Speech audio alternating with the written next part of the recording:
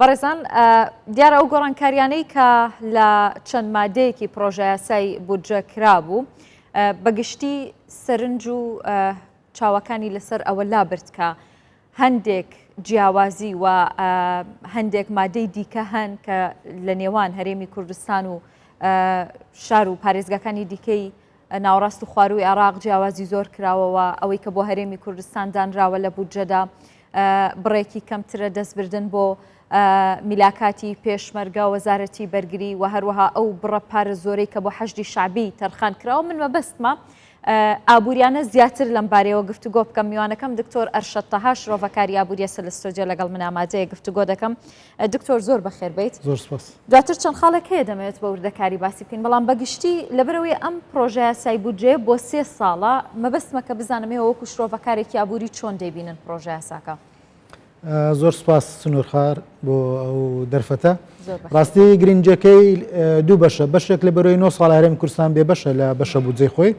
بۆ شوای کرد بوو قەیرانێکی دارایی و ئابووری قوڵ لە هەرێمی کوردستان دروست بیت و یەک لە لێکەوتەکانی ئەو قەیرانداراییە پاشکەوتی موچەی فەرمانبەرانەکە لە چەند ڕۆژی ڕابردوو قسەی زۆری هینا و کە بڕگەیەک جێگیر کرابوو لەلایەن لێژنەی داراییەوە. گرنگی دووەمی شێوەیە کە جەناب ئاماژ پێ دەکەی ئەو بودجێ بۆ 3 ساڵی داهاتووە، ڕەنگە لە ماوەی 3 ساڵدا دەستکاری نەکرێتەوە لەبەرەوە بودجەیەکی مەسیریە بە نسبەت هەرێمی کوردستان. پاش 9 ساڵ قەیران و بڕینی بەشە بودجە هەرێمی کوردستان زۆر گرینگە ئەو ڕێکەوتنەیە کە کردیتی لەگەڵ حکومەتی عێراقی و پەسەندکردن و دەستکەوتنی ئەو بودجەیە بژانەوەیەکی نوێ دەجێرتەوە بۆ جیانی ئابووری هەرێمی کوردستان، چونکە دەزانین لە ماوەی ڕابردوو حکومەتی هەرێمی کوردستان کێشەیە هەبووەم لە دابەشکردنی موچەی فەرمانبەران، ژمارەی زۆری پرۆژەش ڕاگیرابوون و حکومەتی هەرێم دەستی بەسترا بوو کە بتوانانی پرۆژەی نوێ و گەورەی استراتیجی بکە. هەرچەندە دوسێ پرۆژەی استراتیجی گەورەش کرا، هەرچەندە قەیرانی داراییشە بوو کە و شەقامە استراتیجیانەی 120 و 150 لە چەند ساڵی ڕابردوو کرا. لەبەرەوە هەرێمی کوردستان پێویستی بۆ ڕێکەوتنەوە، پێویستی بۆیە کە قۆناغی قەیرانی دارایی و ئابووری تێپەڕێنێت، کەیتۆ سەرسکەی خۆی مەترسی لەسەر موچەی فەرمانبەران نەمێنێت، لەگەڵەوەشدا حکومەتی هەرێمی کوردستان ئەوەندە پارەی لە بەردەست کە بتوانێت ئەو پرۆژانەی ڕاگیراون تەواوی بکاتن. و گرنگیەکی تر ئەوەیە کە یەکەم جارە بڕێک پارە بۆ پێشمەرگە تەرخان بکرێت لە بودجەی سیادی و لە بودجەی وەزارەتی دیفاع، هەرچەندە بڕەکەی کەمە، بەڵام وەکو هەنگاوێکی ئێرێنی کە 228 میلیارد تەرخان کراوە. بەڵام جیاوازی زۆرە لەگەڵ ئەو بڕۆپارەی کە بۆ حەشدی شعبی تەرخان کراوە بۆ نمونە لە پرۆژە یاساکەدا. ئەو بودجەی لە حەشدی شعبی تەرخان کرایان نەک بەراورد ناکرێت لەگەڵ پێشمەرگە، ئەتوانێت بەراورد بکەیت لەگەڵ بەشە بودجەی هەموو هەرێمی کوردستان، چونکە نزیکەی 4.5 تەرخان کراوە بۆ حەشدی شعبی، بۆ هەموو هەرێمی کوردستان 12 تەرخان کرایە، یعنی تقریباً 140 بودجەی کوردستان بۆ حەشدی شعبی تەرخان کراوە. ساڵ بە ساڵیش ئەو ڕەقەمانە زیاد دەکاتن. لە 9 تریلیۆن دینار کە بۆ بەرگری تەرخان کرایە تەنها 228 میلیاری بۆ پێشمەرگە تەرخان کرایە و بودجەی سیادی 130 بودجەی عێراق دەباتن کە 58 تریلیۆن دینارە. ئەوە هەمووی لەسەر هەرێمی کوردستان حساب دەکرێت، چونکە پاش لێبڕینی ئەو بودجەی سیادی اینجا 112.67 هەرێمی کوردستان تەرخان دەکرێتن. هەرچەندە بڕگەچکەش هەیە لە ناو بودجەی سیادی بۆ نەوتی هەرێمی کوردستان، بەڵام لە کۆی 23 تریلیۆن کە بۆ سێکتەری نەوتی دەرهێنان و گواستنەوەی نەوت تەرخان کراوە، تەنها 3.8 تریلیۆن دینار بۆ 400,000 بەرمیلەکەی نەوتی هەرێمی کوردستان تەرخان کراوە کە بڕێکی کەمە، چونکە دەرهێنان هۆکارەکەی وەیە کە نەوتی عێراقی بە میرات مایتەوە پێشتر حکومەتی پێشووی عێراق ئیستیسماری کردێ لەو چێلگانە، ئێستا حکومەتی عێراقی تەنها ئیدامەی دەدات، یعنی خەرجی ئیدامەی دەدات کە خەرجەکەی کەمە، بەڵام هەرێمی کوردستان خۆی ئیستیسماری نەکردێ و کۆمپانیا بیانی هاتیە ڕێژی کردی و ئیستیسماری کردێ بە بێوەی حکومەتی عێراقی 1 دینار لە چێلگەکانی هەرێمی کوردستان خرج بکە، هەرێمی کوردستان ڕۆژانە 400,000 بەرمیل نەوتە خاتە ناو بودجەی عێراقی کە ئاکات تقریباً 1/6 کۆی هەموو نەوتی عێراق، چونکە عێراق ڕۆژانە خەمڵێنراوە لە بودجە کە 3.5 یعنی 3,500,000 بەرمیل هەنار دەبکات، لەو 3,500,000 400,000 بەرمیلی کوردستانە. ئەوانە هیچ ڕەچاو ناکەن لایەنە عێراقیەکان کە هەرێمی کوردستان 1/6 بۆ بەرهێنانی نەوتی لە عێراق زیاد کرێ بە بێوەی ئەمە لەناو پرۆژەسای بودجەدا جێ نەکراوەتەوە دکتۆر؟ نەخێر تێچوونی دەرهێنانی نەوت هێرێمی کوردستان وەکو ئەوە حسابکراوە کە تێچوونی دەرهێنانی نەوتی عراقیە بەڵام ئێوەش دەزانن کە ینی تێچووی دەرهێنانی نەوت لە هەرێمی کوردستان جیاوازە لە بەغدا و گرانترە و تێچووشی زیاترە بەو پێی کە لێرە لە ناوچە شاخاویەکانەوە خۆشتان دەڵێن کە ینی تازە بەرەمێنانی تێدا دەکرێت. ئەمە تێچوویەکی زیاتر نییە لەسەر هەرێمی کوردستان کێشە دروست ناکات بە پێڕێکەوتنەکە؟ بێگومانەوەیە کە لە کەم کورتەکانی پرۆژە یاسای بودجەوە نادات پەروەری تێدایە، بەڵام لەگەڵەوەشدا باشترە لە 9 ساڵی ڕابردوو کار بێبەش کرابووین ئەگەر کۆی ئەو شایستەدارایانەی حکوومەتی هەرێمی کوردستان حسابکەین ساڵی 2014 تاکو ساڵی ڕابردوو زیاترە لە 7 ملیار دلار کە کاریگەری زۆر خراپیە بۆ لەسەر ئابووری هەرێمی کوردستان لە ڕووی دارایی و لە ڕووی ئابووریشەوە. بەڵێ زۆر باشە دکتۆر، نزیکەی 2 مانگ دەبێت کە هەناردەکردنی نەوتی هەرێمی کوردستان ڕاوەستاوە. کاتی پێویستە بۆی کۆمپانیاکان دەست بکەنەوە بە بەرەمێنانی نەوت و دەرهێنانی نەوت. بەپێی ئەم پرۆژە یاسایی کە بە تایبەت بڕگەی حوتی مادەی 14 کە ئەمڕۆ زۆرترین قسە و باسی لەسەر بووە خۆیان دەڵێن کە ئێستا ڕێکەوتون لەسەری لە کاتی پابند نەبوونی هەرێمی کوردستان بەناردنی 400,000 بەرمیلیار دروستبوونی هەر کێشەیەک بەغدا ڕاستە و خۆ دوای 15 ڕۆژ دەتوانێت کە موچە و بودجە و شایستەدارایەکانی هەرێمی کوردستان ببڕێ. لە ڕووی ئابووریەوە جارێ سەرەتا ئەوم پێ بڵێ کە هەرێمی کوردستان ڕاستە و خۆ دەتوانێت بچێتەوە سەر هەناردەکردنی بڕی 400,000 بەرمیل نەوتی ڕۆژانە؟ چەندین کێشەمان لۆ دروست بووە بۆ ڕاگرتنی جارێ پێش هەموو شتێک کە بە بڕیاری دادگای فیدراال و دادگای ناوژیانی پاریس نەوتی هەرێمی کوردستان ڕاگیراوە حکوومەتی هەرێمی کوردستان هەناردەکردنی نەوتی ڕادستی عراق کردەوە پێویست بوو حکوومەتی عراقی ڕاستەوخۆ وەکو خۆی 1 لەسەر 12 بۆ حکوومەتی هەرێمی کوردستان بنێری نەوەک 400 ملیار بنێریت و بە قەرز لەسەر هەرێمی کوردستان حسابکە کە حکوومەتی هەرێمی کوردستان پابەندە نەوتەکە ڕادستی سۆمۆ دەکاتەوە سۆمۆ نارێ دەکات هیچ بیانوەک نەما دەبا لە هەمان ڕۆژی دەرچوونی بڕیاری دادگای پاریس حکوومەتی عراقی 1 لەسەر 12 لە حکوومەتی هەرێمی کوردستان خەرج کردبە ئەو یەک. دوو ڕاگررتنی نەوت بۆ چەمانجێک کاریگەری خراپی لەسەر چێڵگەکان و لەسەر بیرە نەوتەکان دەبیکەوەش پێویستی بە خەرجی زیاترە بۆ ئیدامە دانەوە و جێڕانەوەی دەرێنانی نەوت بۆ شێوازی و پێشی و تێکڕای دەرێنانی پێش و ئەوە شوارەکە زیانەی دارایی لە هەرێمی کوردستان دەدا. هەرێمی کوردستان پابندیشی هەبوو ڕێکەوتن و گرێبەست هەبوو لەگەڵ چەندین کۆمپانیا ئەوانە شەربوونە کێشە بۆ هەرێمی کوردستان. بەڵام دوو فەقەرە جەناب ئاماژ پێکردی یەکەم ئەگەر هەرێمی کوردستان نەتوانین نەوت بنێریتە دەرەوە لە مادەی 13 ئاماژە پێکرایە کە لە ناوخۆدا بەکاردێ ئەوەش دووبارە کێشەی کەمان لۆ دروست دەکاتەوە. کێشەکەشەوەیە خلافەتی گەورە لەسەر ئەو ژمارە بانقی هەبوو لە نێوان هەرێمی کوردستان و بەغدا کە حسابە بانقیە چێ دەیکاتەوە لەژێر کۆنتترۆل چێ دەبی و چێ چاودێری دەکات. پێشتر حکوومەتی عراقی خۆی داوایەوەی دەکرد تەنها حکوومەتی هەرێمی کوردستان ژمارەیەکی بانقی هەبێ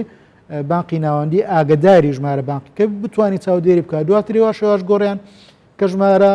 بانقیەکە پێویستە وەزارەت دارایی بیکاتەوە و لەژێر چاودێری بانقی مرکزی بیت و هەر ئەسڵەن سەر بە بانقی مرکزی بیتن دواتر وایان لێ کرد کە وەزیری دارایی عێراق دەسەڵات بداتە سەرۆکی حکوومەتی هەرێمی کوردستان کە بتوانی پارە لەو ژمارە بانقی دەربینی. کێشەکە لێرەیە ئەگەر تو نەتوانین نەوت هەناردەی دەرەوە بکەی ئەسڵەن پارە نییە بێتۆنەوە ژمارە بانقیە کەواتە بەهای ژمارە بانقیەکە ئەسڵە نامینێ وەکو جاران لێ دێتەوە ڕاستەوخۆ ئەو نەوتێکە لە ناوخۆدا بەکاردێ حکوومەتی عێراق پاردەدات هەرێمی کوردستان هیچ سیادەتی نامینێ و هیچ حسابێکی سەربەخۆی نەوتی نامینێت. سەرڕای ئەوەی چەندین زیانتکەی بەبردەکەوی چکە پێشتر کە نرخی دۆلار لە هەولێر هەندێک جار هەرزانتر بوو لە بەغداش هۆکارەکەی ئەوە بوو کە هەرێمی کوردستان نەوتی دەفرۆشت بە دۆلار داهاتەوە لە ناو بازاری هەولێر و بازاری ناوخۆ دۆلارەکەی دەکردە دینار ئەو شوای دەکرد خستنە ڕووی دۆلار زیاد دەبوو و بەهای دۆلار لە ناو بازاری ناوخۆدا دەبەزی. ئەگەر هەرێمی کوردستان نەوت هەناردە نەکاو لە ناوخۆ بەکاربێ ئەو زیانەشمان پێدەگا کە خستنە ڕووی دۆلار لە ناو بازاری ناوخۆ نامێ. سەرڕای ئەوەی کە هەرێمی کوردستان وەکو یاریزانێک لە بازاری وزە دەچتە دەرەوە ئەگەر وزە هەناردەی دەرەوە نەکەین لە ناوخۆ بەکاربێن لە بڕگەکەوەیان کردێ پێدەچی نیازی ئەویان هەبیتن کە حکوومەتی عراقی نەوێ ڕێکەوتن لەگەڵ تورکیا بکات و نەوتی هەرێمی کوردستان تەنها لە ناوخۆ بەکاربێن نەوەک بینێرنە دەرەوە. تا ئێستا کۆبوونەوەی پەرلەمان دەستی پێ نەکردو پێ ناچێ فراکسیۆنەکان و لایەنەکان و باسانی بگەنە ڕێکەوتن بەڵام ڕۆماڵی ئەمە بەردەوامە. میوانێکی دیکەشم لە ستۆدیۆ ئامادەیە دکتۆر سۆران عەلی شارەزای دەستوری ئێستا لەگەڵ من ئامادەیە پێکەوە گفتوگۆ دەکەین. دکتۆر تۆش زۆر بەخێر بەی سپاس بۆ بەشداریت لەگەڵمان. دکتۆر و گۆڕانکاریانەی لایەن لیژنەی دارایی کرابوو دەکرێت بڵێن نادەستوری بوون ئەو گۆڕانکاریانەی کە لەو پرۆژەیە سایەدا کرابوو یا لەو ڕەشنووسەدا کرابوو کە وەزارەتی دارایی و لەلایەن حکوومەتەوە ناردبوویانە پەرلەمان ئەمە نادەستوری بوو؟ پێشەکی بنای خۆی گەورە ڕێز و احتراممان هەیە بۆ هەموو لایەک و میوانی بە ڕێزشمان زۆر یۆم لە بابەتەکان بوو زۆر بە وردەکاری باسی کرد. هەڵبەتە بابەتی بودجە کە هەموو ساڵێک ئەگەر بە پێی یاسا و دەستور بێ حەقەی هەموو عێراقیەک دەگرێت و لە نێوەندی شەهرێمی کوردستان وەکو کیانێک چونکە بەڕێوەبردنی دام و دەستگا و تەواوی دەستگاکانی وڵات بە پێی داهات دەڕاتە ڕێوە. ڕێخستنی دەستوری بۆ موازنە تەنها ڕێخستنێک نییە کە تەنها چوارچێوەی کردێ بەبێ ئەوەی کەوا ئیشارەتدانێکی یاسایی بۆی نەبێ و ئیشارەتدانێکی ئیداریشی بۆی نەبێ کەواتە سێ ڕەهەندی لە خۆی گردووە بابەتی دەستور ڕەهەندێکی دەستوریە و ڕەهەندێکی یاساییە و ڕەهەندێکی ئیداری مالی بۆ جێبەجێکردنی قانونی موازنەیە. ئەوەی بابەتی دەستوری بێ بۆ موازنە ئەوەیە کە لە چوارچێوەی تەشریع بێ دەرچێت چونکە ناکرێ هیچ خەرجیەک و هیچ داهاتێک لە چوارچێوە و لە ئیتاری قانونە بەدەربێ. لەبەر ئەوە کاتێ مەشروع دراوەتە ئامادەکردنی مەشروعی موازنە دراوەتە حکوومەت ئەم بابەتی دیاریکردنە و ئیتاری چوارچێوەی خەرجی و داهاتەکان کە دەخەمڵێنرێ تاکە دامەزراوەی پسپۆڕە پێی و ئاگاداری وردەکاریەکانێتی و دەزانێت چی دەستی حکوومەت دەکەوێت و چیش دەتوانێت سەرفی بکات لەو چوارچەوەیە بودجە ئامادە دەکات. لەبەر ئەوە تاکە یاسایەکە کە لە مەشروعەکەیان ڕێگەی نەداوە بە پەرلەمان دەستکاری وردەکاری ناو بودجە بکە. لەبەر ئەوە تەنها مناقەلەکردنی بینی ئەبوابەکان نەبێ جگە لەوە لایەن دەسەڵاتی یاسادانانەوە بۆینی ئامادەکردنی بودجە ئامادەکردنی یاسایەک بۆ ڕێخستنی بودجە بکە. ئەمە لێ دەرچێ جگە لەمە تەواوی یاساکان پەرلەمان بۆی هەیە هاوشانی حکوومەت اقتراحی قانون پێشکەش بکە یعنی دەتوانێت ڕێخستنێکی یاسایی بکە بۆ هەر بابەتێک بەڵام بابەتی بودجە بابەتێکی هەسیارە بابەتێکی حساسە لە بینی حکوومەت و لە بینی پەرلەماندا و دوجار تەواوی هاوڵاتیان و دەستگاکانی دەوڵەت پێی کاریگەر دەبن. لەبەر ئەوەی کە لە لیژنەی مالیە کرا لە پەرلەمان لە چوارچێوەی دەسەڵاتی خۆیان دابوون تا ئەو کاتەی کەوا ناوەڕۆکی پرۆژەی یاسای بودجەیان تێک نەدابێ و مەشروعی حکوومەتیان تێک نەدابێ. ئێمە بۆ ئەوی کە بزانین دەستوریە یان نادەستوریە دەبوایە چاوەڕێمان بکردایە ئەو یاسایە یان ئەو گۆڕانکاریانی کە لە لایەن لیژنەی مالیەوە دەکرێت داخلی پەرلەمان ببوایە دوایی ببوایە بە یاسا پاشان حکوومەت ئیعتیرازی بگردایە لەوەی کە ئەمە بەشێک نەبوو لە ئامادەکاری مەشروعی ئەو کاتە تاعنی لە بەردەم محکەمەی اتحادیە دەدا و دەیوت ئەمە مەشروعی من نەبووە گۆڕانکاریان بەسەرا هێناوە ئەو کاتە محکەمەش دوو بابەتی لە پێشە بوو ئیمما ئیقراری دەکرد کە گۆڕانکاری جەوهەری کراوە لە پرۆژەکێدا ئێمە ئیقراری دەکرد کەوا دەستکاری نەکراوە لە ڕووی ناوەڕۆکەوە تەنها لە چوارچێوەی دەسەڵاتی پەرلەماندا بووە. بەڵام ئەمە بوو هەرێمی کوردستان بابەتێکی یەکلایکەرەوە بوو نەئەکرا چاوەڕوانی ئەوە بکرێت. ئەمیزەوت لێ بپرسم دکتۆر ئەمە مجازەفەیە دەکرێت کە هەرێمی کوردستان بچواتەوە ئێمە بۆ خۆمان عەفوان بۆ نەئەکرا ئێمە بۆ خۆمان لە کاتێکی ئاسایی پەیوەندی سیاسی نین لەگەڵ حکوومەتی فیدرالیدا ئەمە لەلایەک دووەمیش متمانەمان بە قەرارەکانی محکەمەی ئیتیحادی تا حدێک لە مودەی ئەم 2 ساڵەدا جۆرێک لە پشێوی نێوان پەیوەندی و نەمانی متمانی کردووە لە نێوان هەرێمی کوردستان و حکوومەتی فیدرالیدا. لەبەرەوە ئەگەر هەرێمی کوردستان چاوەڕوانی ئەوە ببوایە ئەمە ببوایە بە یاسا و پاشان تاعنی لێ بدرێ و محکەمەی ئیتیحادی یەکلایی بکاتەوە بەلای کەم ئەگەری ئەوەی هەبوو کە چەند مانگێک بخایەنێت ئەمە لەلایەکی تریشەوە شێ زەمانەتی ئەوەی دەکرد حکوومەت ئیقراری ئەوە بکات کە بڵێ گۆڕانکاری بکراوە چونکە حکوومەتی ئیتیحادی تیای زەرمەند نەبوو ئەگەر ئەو گۆڕانکاریانە بکرایە لەو کاتەدا. بەڵام دکتۆر بەپێی دەستور سەرۆگۆزیرانی هەرێمی کوردستانیش ناتوانێت ئەو تانەیە بدات لە دادگای فیدرالی. ئێستا بابەتی بودجە ئەگەر دەستکاری کرا چێ صاحبی مەشروعی موازنەیە حکوومەت صاحبی مەشروعەکەیە کە ئەگەر دەستکاری موازنە کرا ئەبێ حکوومەت مدعی بێ ینی حکوومەتی اتحادی مدعی بێ ئەو کاتە دەکرێت بڵێن ئێمە بەشێک لە نوێنەرانمان لە ڕێگای حکوومەتی فیدرالیەوە تانەمان لە یاسای بودجە بدایە بەوەی کە بەو اعتیباری کەوا گۆڕانکاری لە نێوەڕۆکیان کرایەوە. بەڵام ئەگەر حکوومەت بۆ خۆی تەبەنی بکردایە پاشان و بیوتایە ئەمە بەشێک کە لە سیاسەتی دارایی عێراق ئەو کاتێک کێشەکە قورستر دەبوو و ئێمە دەکەوتنە نێوان مەترسیەکی ترەوە ئایا دادگای باڵای فیدرالی بەوتانەی وەردەگر یان وەری ناگرن لەبەرەوە ئێمە ئابێ بینەوە سەر پێش یاسای بودجە ئێمە ڕێککەوتنێکی سیاسیمان هەبوو ئەم ڕێککەوتنە سیاسیە مەغزەی داراییشی لە پشت بووە و بەشێکە لە بنیاتی دەوڵەتی عێراق دەزانین دەوڵەتی فیدرالی لە هەموو دنیادا دوو دابشکاری تێدایە دابشکاریەکیان سوڵتەیە و دابشکاریەکیان سەروەیە ئەمانە بە پێی ڕێخستنە دەستوریەکان دەکرێن دەبێ زەمانەتی هەبێ دەبێت دەستور غیتای کامل بێ بۆ هەمویان و بێ ئەم پەیوەندیانە گەرنتی کراو بن ناکرێت لە هەموو ئامادەکردنی پرۆژەیەکی بودجە لە ساڵێکدا تەواوی ماف و شایستەدارەکانت لە مەترسیدا بێ ئیقرار دەکرێت یان ناکرێ و جگەلەوە ئەمە مافی تاکتاکی هەوڵاتیانی هەرێمی کوردستانە جگەل لەوەی کە موسساتی حکوومەتیش بە پێیدا هەدەڕواتە ڕێوە ناکرێ خزمەت گوزاری پێشکەشکە بەڵام تاکتاکی هاوڵاتیان پێی کاریگەر دەبوون و بابەتێکی ئیلتیزامێکی قانونی و شەرعی و حتى ئەخلاقیشی حکوومەتی هەرێمی کوردستان بۆ یەک بە یەکی حرفی ئەم بودجەیە بە تایبەتی ئەوانەی کە پەیوەنددارن بە هەرێمی کوردستانەوە لەسەر هەرسێ ئاستەکەدا مفاوەزاتەکانی هەبێ بەداخۆ من لەم مفاوەزاتی ئەخیرا دەبینم کە ئێستا بابەتەکە هەستیارە و کاتەکەش هەستیارە تەنها وتوێژ و دانوستانەکانمان بۆتە سیاسی یعنی ڕێکەوتنەکانمان سیاسی یاننا دەکرێت سیاسیەک ئیتیفاق بکە لەسەر گەرنتیکردنی ماف و شایستە داراییەکان بەڵام ئەم گەرنتیکردنە تەنها ڕەنگە غیتایەکی دەستوری هەبێ ینی کیانی هەرێمی کوردستان نەکەوێتە خەتەرەوە بەڵام هێشتا پێویستیمان بە پسپۆڕی یاسایی و پسپۆڕی دارایی هەیە لەگەڵیاندا چونکە هەندێک جار دەتەوێت بڵێکەوەتە ئێستا لیژنەی دارایی لە فەراغی پسپۆڕی یاسایی و دەستوری و ئابووری ئابوون کاتێک کە ئەم بڕیارانیان داوە ئەم گۆڕانکاریانیان کردووە من نایشارمەوە حکوومەتی عێراق خاوەن زیاتر لە 100 ساڵە لە توانای دابینکردنی کەسانی هەم مرۆیی هەم توانە هەم خیبرە هەم زانست لە یاسای بودجەدا و تواناشیان هەیە لە ئیدارەدانی مەلەفی نەوتی و ئەو بابەتانی ڕێخستنی یاساین بۆ لە مەلەفی نەوتی زیاتر لە نیو سەدە بەس خۆیان خاوەنددارێتیان کردووە لەبەر ئەوە خاوەن خبرەیەکی زیاترن خەڵکانێکی تر لە پشتیانەوەن ڕاستە لە ڕێکەوتنێکی سیاسی دەربارەی بودجە بەڵام ئەو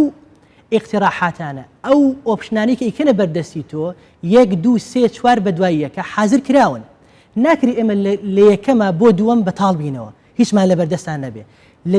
بابەتێکی تریش ئێمە بۆ هەموو جار چاوەڕێی مەشروعی ئەوان بین مناقەشی بکەین بۆ ناکرێت لەگەڵ هەر خیارێکی ئەوانە لە خاڵی ئەلف ئەو وا دەڵێ ئێمەش خاڵی بی و جیمان هەبێ لە بەدیلیە بەڵام ئەوەی من متابعم کردووە ئەوەی ئێستا هەیە لە بەغدا تەنها ئەوەی ئەو مەشروعێک تەقدیم دەکا ئێمە مناقەشە لەسەر مەشروعی دەو دەکەین دەڵێن چەند دەرەنمەندین تایە ئەو بەدیلی پێەیە یەکسەر ئەوە لادا بەدیلی دووەم دێنێ بەڵام دەبینین لە بەدەنی دووەمیشدا ئەوەندە فەنیانە و میهنیانە تایە ئیش دەکەن لە هەر خاڵێکیانە دابێت ئیفراغی ئیتیفاقەکە دەکاتەوە بە نمونە ئێمە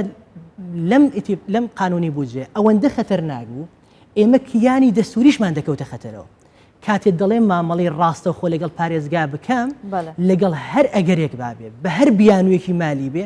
یعنی بەتاڵکردنەوەی کیانی سیاسی دانکەنراوی دەستوریە لێرە لەگەڵم بوەستە لەگەڵم بمێنەرەوە بۆی دواتر باشتر باسی ئەم بابەتە بکەین چونکە ئەوش بابەتێکی زۆر هەستیارەکە سۆزی هاوڵاتیانی هەرێمی کوردستان یاخود پارێزگایەکی هەرێمی کوردستانی بە جۆرێک بەلای خۆیاندا بۆ ڕاکێشن کە ئەمە دەستکەوتە ئەمە پارێزگاریکردنە لە مافی هاوڵاتیانی ئەم پارێزگای لەگەڵم بمێنەرەوە بۆ ئەوە با لەگەڵ دکتۆر ئەرشەد باسی ئەو بابەتە بکەم کە لەسەری وەستانی دکتۆر گوتت کە ینی ئەو ئەگەر نەوتی هەرێمی کوردستان زیاتر بۆ ناوخۆی عێراق بێ کاریگەری دەکاتە سەرخستنە ڕووی دۆلار لەسەر نرخی دۆلار لە بازاردا هیچ نیەتێک هەیە بۆ ئەوەی کە ئەو نەوتەی هەرێمی کوردستان بەرهەمی دەهێنێت لە ناوخۆی عێراقدا بەکاربهێنرێتەوە لە مادەی 13 بە دوو فەقەرە ئاماژە پێکرا یەکەمیان کە حکوومەتی هەرێمی کوردستان پابەند دەبی بە ناردنی 400,000 بەرمیل لە تورکیا ڕادستی کۆگاکانی سۆمۆی دەکات ئەگەر نەیتوانی لە فەقەڕێ بە ئەگەر نەیتوانین لە ناوە خۆدا بەکاری دێنین ئەتا ئێستا لە دوو مانجی ڕابردوو زیاتر لە دوو مانگە حکوومەتی عێراق ڕێک نەکەوتی لەگەڵ تورکیا ئەوە شوا پێشان دەدا کە علامەتی استیفام دروست بی کە حکوومەتی عێراق ناوێ ئەو ڕێککەوتنە بکرێت و دەوێت نەوتی هەرێمی کوردستان لە ناوە خۆدا بەکار بێت لەبەرەوە تۆ پاڵپشتەکی یاسایی دەداتێت لە نێو بازاری وزەی جیهانی کە وەکو یاریزانێک لەو بازارە هەبی بەڵام کە نەوتنانی هەر دەرەوە هیچ بەهایەکی نامینێ نەوت لە ناوخۆدا کە بچێتەوە بەکارێنانی ناوخۆ و عێراق سوودی لێوەربگری تۆ محەلت چ دەبی لە عراب یان لە بازاری جیهانی ئەوە کارتە سیاسێکەیە کە دەیانەوەی بیستێنی هیوادارم حکومەتی هەرێمی کوردستان فشار بکات دوای پەسەندکردنی بودجە ڕازی نەبی کە نەوتی هەرێمی کوردستان لە ناوخۆدا بەکار بێنرێت بەڵکو فشار بکات نەوتی هەرێمی کوردستان بنێردرێتەوە بازاری جیهانی سەرڕای لایەنە سیاسیەکە ئەمە بکات بێگومان دەتوانێت چونکە پەیوەندی باشە بۆ لە ماوەی ڕابردوو لەگەڵ تورکیادا ئەو پەیوەندیانە هیوادارین بەردەوام بیت و ئەمریکاش ڕۆڵی هەبوو فشاری کردێ لە عێراقدا هیوادارین ئەمریکاش بەردەوام بیت یعنی کە دەڵێن ئەمریکا بەردەوامی دەبێ حکومەتی هەرێمی کوردستان لۆبی بکات کە ئەمریکاش بێتەوە سەرقەت نەوتی هەرێمی کوردستان ڕەوانەی دەرەوە بکرێت نەوەک لە ناوخۆ بەکار ببردرێت پرسیارچکت کرد کات نەدام وەڵام دەمەوە ئەوە بووکە ئایا دەکرێتن ئەگەر هەر ناکۆچێکی بچووک هەبوو لە ماوەی 15 ڕۆژ جێبەجێ نەکرا و بەڵێ ئەوە بڕگەی حوتی مادەی 14 بوو کە تازە دکتۆر سۆران شاماژەی بەوە کرد کە ئەوانە بڕگەکانیان وا داڕێشتیە هەموو بڕگەیەک مینەچی تێدایە بۆ هەم مادێک دوو بڕگەیاندانە بۆی پرۆژە یاساکە پوچەڵ بکەنەوە کە پێویستە بەرێن یعنی دکتۆر کاتێک پرۆژە یاساکە دەخوێنی توای و مادانی کە بەردەستی ئەمە کەوتون هەست بەوە دەکەیت کە بەردەوام نیەتی بڕین و نەناردنی شایستە دارایەکانی هەرێمی کوردستان هەیە لە بەغداوە لە 9 ساڵی ڕابردوو هەروە بووە بیان و بەردەوام حاضر بووە و هەرێمی کوردستانیان بێ بەشکرد بوو ئێستاش ئەو نیەتە هەیە کە دەیانەوێت ئەو بودجەیە نەنێرن کەچی لە بەرژەوەندی عێراقدانی لە بیریان کردێکە ساڵک نابی حکومەتی عێراقی دامەزراوە و چۆن دامەزرا پێشەوەی دامەزرێ لە بەرەو لایەنە شیعەکان ناتوانین بگەنە ڕێکەوتن شەڕی ناوخۆ لە عێراق دروست بوو ئەگەر هەرێمی کوردستان لایەنە سیاسەکانی هەرێمی کوردستان بەشدار نەبانە لە ڕێکەوتنی ئیدارەی دەوڵەت و حکومەت دانەمەزرابە ڕەنگە ئێستا شەڕی ناوخۆ لە بەغدا بە ئێستاش خۆسەدرەکان زۆر بێدەنگنین ینی تا 15 مانگە دەرفەتیان داوەگەر نادەڵێن دێنەوە سەر شەقامەکان بێگومان خۆتە هەتا متناوت و ئەوانش دێنەوە ساحە و لە بەرژەوەندی لایەنی شیعیشدا نییە کە سەدرەکان بەبێزی بێنەوە ئەگەر هەرێمی کوردستان لایەنە سیاسەکانی هەرێمی کوردستان لەو ڕێکەوتنە بکشێنەوە لە حکومەت بکشێتەوە حکومەت دۆڕخێت جارێشتر طرفەکانی ئیتاری تەنسیقی ناتوانن حکومەتی عێراق بگرنەوە دەستەوە دەرفەتەکی مێژووی بوو کە لایەنە سیاسەکانی هەرێمی کوردستان دوایین دەرفەتیاندا کە حکومڕانی عێراق بکەن ئەگەر ئەو هەڵە استراتیجیە دووبارە بکەنەوە ڕەنگە عێراق بەرەو ئاقارێکی خراپتر بڕاتن هیوادارین ئەوە ڕوونەدات چکە لە بەرژەوەندی هەرێمی کوردستان و عێراقشدانە سەقامگیری سیاسی زۆر گرنگە بۆ سەقامگیری ئابووری گەشەی دانیشتوانی عێراق ساڵانە 1 ملیۆن کەسە پێشبینی کراوە لە 25 ساڵی داهاتوو ژمارە دانیشتوانی عێراق ئێستا 40 ملیۆن کەسە ببیتە 80 ملیۆن کەس ئێستا کە 40 ملیۆن کەسە ڕێژێ هەژاری زۆرە بێکاری زۆرە خەدەمات نییە ڕێگاوبان نییە تەندروستی وێرانە پەروەردە وێرانە زانکۆکان وێرانە ئەگەر لە 20 ساڵی داهاتوو ببین 80 ملیۆن کەس چیمان بەسەر دێ گۆڕانی کەشەوامان لە بیر نەچی کە ساڵی ڕابردوو دەستگای هەواڵگەری ئەمریکی راپۆرتێکی بڵاو کردەوە لە ماوەی ئێستا تاکو ساڵی 2000 ڕەنگە ئەو لەسەر زەوی نەمینێ لە عێراق وشکە ساڵی و بە بیابانبوون و لە دەستدانی بەهاینەوت بەهۆی گۆڕانی کەشوها و ڕووکردنەوە و زەی پاکەوانە فشارن لەسەر عێراق سەرڕای کێشە ئابووری و کۆمەڵایەتی و سیاسەکان عێراق پێویستی بە سەقامگیری سیاسەیە بۆی بتوانین بەرنامەدا بنین بۆ پەرەپێدانی بەردەوام ئەگەرەوە نەکرێ عێراق بەرەو ئاقارێک دەڕوە کە هاوڵاتیانی یواشەواش ڕووبکەنە دەرەوە بەرەو هەندەران بڕۆن وەکو ساڵانی ڕابردوو زۆر باشە دواتر باسی ئەو مەترسیان ناکەین کە گوتت بزین لە پرۆژە یاساکە جیان کراوەتەوە یان نا دکتۆر سۆران مامەڵەکردن لەگەڵ پارێزگایەکی هەرێمی کوردستان کە هەرێمێکە لە چوارچێوەی دەستوری عێراقی فیدرال هەرێمێکی سەربەخۆیە چ مەترسێکی هەیە بۆ سەرقەواری هەرێمی کوردستان کە هەتا ئێستا شەو لایەنی هەرێمی کوردستان سوورە لەسەرەوەی کە دەڵێت ئەمە بە مافیا وڵاتیانی پارێزگایەکی دەزانین و پێویستە ئەمە بکرێت لە کاتی بوونی کێشەدا ئەم یاسایە من پێش ئەوەی کە مەشروعی قانونی موازنە سەرەتا ئەوەی کە حکوومەتی عێراقی ناردی بۆ پەرلەمان پاش خوێندنەوەی دقەتی ئەوەمدا کە جۆرێک لە نیەت باشی حکوومەت هەیە لەوەی دەیەوێت لە ڕێگەی ڕێکەوتنە سیاسیەکانەوە لەگەڵ حکوومەتی هەرێم تەواوی ناوەڕۆکی یاسای بۆ جێگەی بکاتەوە و لە ڕێگەی یاساییەوە ئەو ڕێکەوتنە سیاسیە بێنێتە ئەرزی واقع بەڵام کاتێک کە حکمی محکەمەی تەحکیمی فەڕەنسا دەرچوو حکوومەتی عێراقی لە پاش ئامادەکردن و ڕەوانکردنی بۆ پەرلەمان جۆرێک لە پاشگەزبوونەوەی زمینی هەیە بەرامبەر بۆ ئیتیفاقیانە و بەرامبەر بە مەشروعی موازنەش کە خۆی نردوێتی بۆ پەرلەمان بەڵام نەیویست لە ڕێگەی حکوومەتەوە بێت چونکە حکوومەت نەتیجەی ڕێکەوتنێکی سیاسی بووە لە نێوان هەرێمی کوردستان و لایەنە سونەکان و لایەنە شیعەکانیش کە یەکوت لی بەڕێوەبردنی دەوڵەتیان هێناوە تاکە ڕێگەی بۆ ئەوەی کەوا کۆی ئەم ڕێکەوتنە سیاسیە و زەمانەتی شایستەی دارایی و سیاسی و دەستوری و یاسایی بۆ هەرێمی کوردستان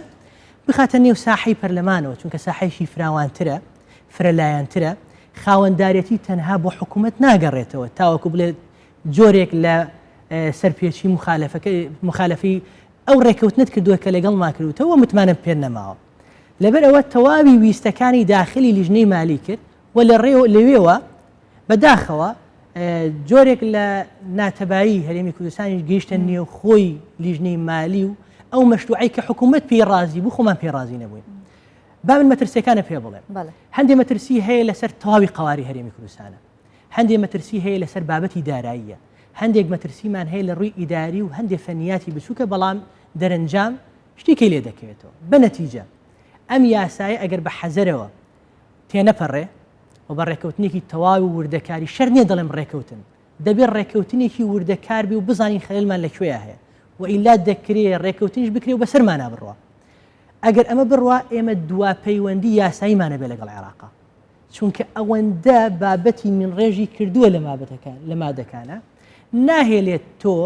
بە ئاسانی ئیداری مالی هەرێمی کوردستان بدەی بەبێ کێشە بۆ ماوەی 3 ساڵ ئەبێ ئەومان لەبیر بێ ئەم یاسای بوجە بۆ 1 ساڵ نیە بۆ 3 ساڵ یعنی بۆ تەواوی حکومڕانی ئەم کابینەیە یەکێک لە هەڕەشەکان بۆ سەر هەرێمی کوردستان ئەوەیە ئێمەی گەڕاندووەتەوە بۆ پارێزگایە کە ڕێخستنێکی ئیداریە وەکو تەواوی پارێزگاکانی تری عێراق لەبەروی دەڵێ لە هەر حاڵەتێکدا ئەو ئەگەر تێپەڕێت ئەگەر هەر خلافێک هەبێت یاخود هەر ئەتیرازێک هەبێت جارێ وشەی ئەتیراز کێ دەیکات بۆ شێ دەیبەی ئەو پەیوەندیە چیە لە نێوان پارێزگا و دەسەڵاتی فیدرالیە ئێمە دەزانین پارێزگاکانی ناو هەرێمەکان هیچ پەیوەندیەکی ڕاستە و خۆی ئیداری و سیاسی لەگەڵ دەسەڵاتی فیدرالیە نییە بەپێی دەستور بەپێی مادەی 116 117 121 142 پارێزگاکانی ناو هەرێم یەکێشی ئیدارین بە پێی یاسا و ڕێخستنی یاسایی و دەستوری ناو هەرێم ڕێک دەخرێن